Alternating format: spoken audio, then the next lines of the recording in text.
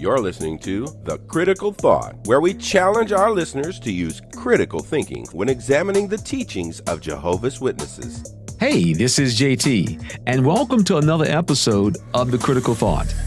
You know, Lady C and I, we open up our channel to make it possible for people to share their stories. Why? Because we believe that each story that people share, there's always someone who realizes this is me. And over the years in doing this, we have met some very interesting people and shared some interesting stories. Today, we have a very unique type of story. It involves a P.I.M.O., someone who is physically in and mentally out. And we've interviewed a number of such persons, but this person's situation is a little bit different. The reason why is because this person is currently a Bethel elder who is P.I.M.O. and still at Bethel. And what has happened is he wanted to share his story. He wanted to come out and share his story in a very unique way, a very different way. Our main concern is because of his identity, we want to work with him. He wanted people to know that, yes, there are people at Bethel, right at the world headquarters of Jehovah's Witnesses, who are mentally out. They're still physically there, but they are mentally out.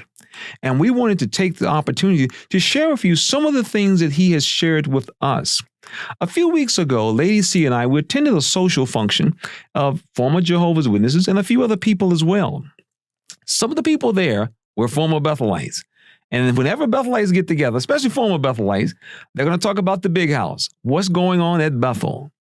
Well, one of the interesting accounts that was shared with us was about this Bethel elder, and how he wanted people on the outside to know that you're not alone. You are not alone in recognizing that something is wrong with this organization. Even though we have dedicated so many years of our life, our families, to this organization, only to realize that everything that glitters is not gold. And I'd just like to say thank you to ex-Bethel elder for sharing this information with us at that little get-together. In fact, ex-Bethel elder has his own platform on Reddit. His username on Reddit is exbethelelder. We've left a link to his post about this story in the description of this video below. So one of the questions that we were asking was, how did he realize this wasn't the truth? And what happened? What caused this person? Because of being a Bethel elder and the various responsibilities that he is literally at the forefront of what's going on. So he shared with us what is actually taking place. As a result of COVID, COVID had a tremendous impact on the Bethelites because they was basically locked down. And as a result, it produced some very interesting and sad and unfortunate experiences for some people there. One of the things that was mentioned to us was that there was an increase in the number of people who were falling into the trap of alcoholism, getting drunk, trying to deal with the pressure that they're facing while being locked down. And the same thing with families, husbands and wives, to the point where they are experiencing issues of not only verbal abuse, but also physical abuse. We hear about people all around the world who husband and wives are working at home every day and how they get on each other's nerves. Can you imagine what it must be like to be at Bethel in that little tiny box every day? And of course, the lockdown meant that they could not leave the campus. They couldn't leave the site unless they were actually authorized or granted permission.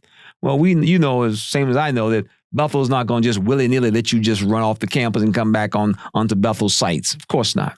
And as a result, that increased the amount of pressure that people are dealing with. And here are some further details about what this brother discussed in his letter. There's a lot of paranoia at Bethel.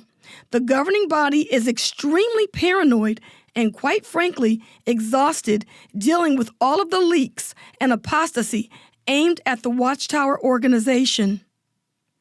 Bethel is also going on the offensive. They are actively taking steps to go on the offensive rather than having to constantly defend themselves in court. They even began a campaign of reaching out to local government officials in certain regions in hopes of politicking and garnering favor with the community. For example, in an effort to reach out to communities, Robert Hendricks, the Watchtower's public relations director, is appearing on as many community access channels as possible, trying to present the Watchtower in a positive light. As some say, he sounds like Mr. Rogers. They are also already in the process of training potential new, younger governing body members. There is much speculation around Bethel as to when and if these new men will be announced as new governing body members, but time will tell. There's also a high level of cognitive dissonance felt by many here at Bethel, specifically since the pandemic/lockdown began in Bethel in March 2020. And also, many individuals at Bethel are struggling with mental health issues such as depression and even suicidal thoughts, which has been exacerbated by the restrictions placed on the Bethelites since the start of lockdown. And he came to the conclusion that Watchtower is nothing but a corporation. It is not directed by God at all. He says, after spending many years here, meeting and associating with many high-ranking men, sitting in on hundreds of meetings where decisions have been made that have affected people's lives, I can genuinely say that this is not an organization run by God. It is simply a billion-dollar corporation, no different than any other major corporation in existence today. He further states, they are not backed by God, Jesus, or Holy Spirit. He says it is simply a group of men sitting at a table, acting on what they feel is right in the moment, and they're making decisions that affect the lives of millions of people. Oftentimes, the direction given is reactive. In many cases, it is a small group of men who truly hold the power and control. Sure, there are some good things about Bethel. You meet and spend time with some genuinely good and honest people, but there is also the bad, and in some cases, the ugly. So what we wanted to do, because we were concerned that some may say, well, how do we know that this is really someone who's at Bethel? Well, this person wanted us to know, well, yes, I'm here at Bethel, right in the middle of things. So he shares some pictures with us.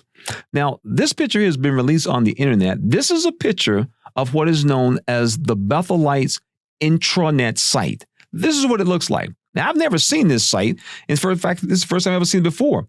This site is the Bethel Intranet site, because when I was at Bethel, we didn't have an intranet site, but they have it now. An intranet is a computer network for sharing information that is usually to the exclusion of access by outsiders. Now, along with this, keep in mind that there are no tourists allowed at Bethel now. No one is allowed in Bethel. And as a result, this means this is someone who is actually inside. Now, let me share something with you, which I found very interesting, which really helped me to really appreciate that this person is definitely real. This right here is known as what we will be eating next week. This is the Bethel menu for next week. That's right. You guessed it. You as an apostate, as a disfellowship person, you know what the Bethel family is eating next week. One of the reasons that he wanted to come forward is because he wanted to let the governing body and Bethel know that people at Bethel do not share those views anymore. And because of the circumstance that he is dealing with right now, he is not able to leave. But that's okay. He now knows what you and I know. His circumstances are very unique because he has spent literally decades at Bethel. So for him, as we often tell people who find themselves as P.I.M.O.s, you move at your own speed. Don't let nobody rush you. But he did want to come out and let people know.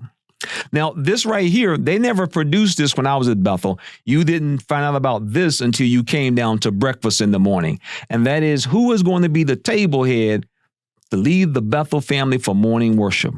Well, this right here is a list of the individuals at Bethel who will be the table head for the following week. Once again, this is only information you can get from within inside Bethel. Now, this right here, this is the Bethel Directory, the online version, not the paper version like we used to have. So you can find out where people live, what their phone numbers are, how they can be reached. Yes, this person is real, and they are reaching out with their message to a number of content creators, and they want us to use our platform to let people know that there are people at Bethel who recognize that things are wrong.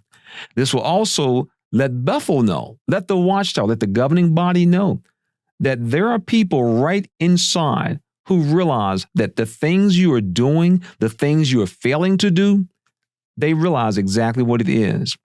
Now, what makes this so important to understand, one of the things that high control groups are known for, and that is controlling the flow of information. That's literally their golden ticket. We can control what you know and what you don't know. Well, here we see is probably the worst thing that can happen to them. And that is they no longer can control it. We've said this many of times, that the watchtower, because they cannot control the flow of information, people now can know what's going on. And what you're looking at is another example. So if you find yourself right now in the position of being a P.I.M.O., that's okay. Don't worry about it. Move at your own pace. And the same with this Bethel elder. Move at your own pace. Make decisions when you want to.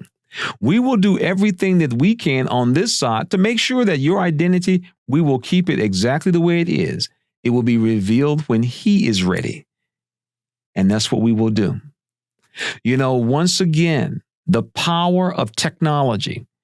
The internet has been a game changer. So for those of you out there who are P.I.M.Os right now, take your time. Move at your own pace. Let no one rush you. But be reassured of one thing. You are not alone.